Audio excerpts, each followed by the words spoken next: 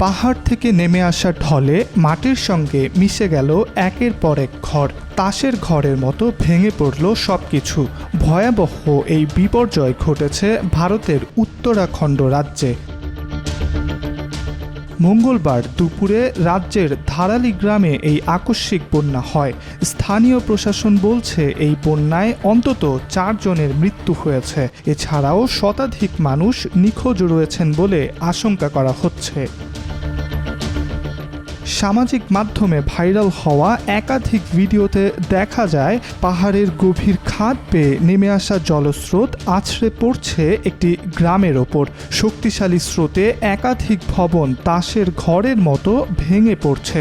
এ সময় স্থানীয় বাসিন্দারা ভয়ে আর আতঙ্কে চিৎকার করতে থাকেন। স্থানীয়দের অভিযোগ, তাদের কোনো রকম সতর্কবার্তা দেওয়া হয়নি। মঙ্গলবার কাজের দিন, বাচ্চাদের স্কুলও ছুটি ছিল না, ফলে কারো কোনো ধারণাই ছিল না এত বড় ঘটনা হতে চলেছে।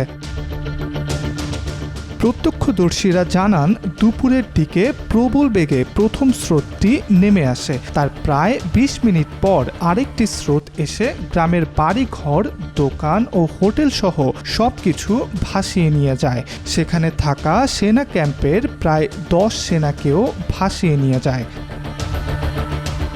স্থানীয় প্রশাসন এই বিপর্যয়ের জন্য ক্ষীরগঙ্গা জলাধারের কাছে ক্লাউড বাস্ট বা মেঘ ভাঙা বৃষ্টিকে দায়ী করছে।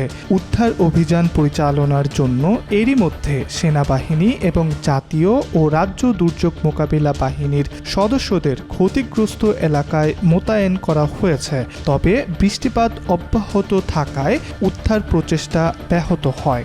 এখন পর্যন্ত ধারালি গ্রাম থেকে 70 জনকে নিরাপদ আশ্রয়ে সরিয়ে নেওয়া হয়েছে। ইব্রাহিম হোসেন, আজকাল।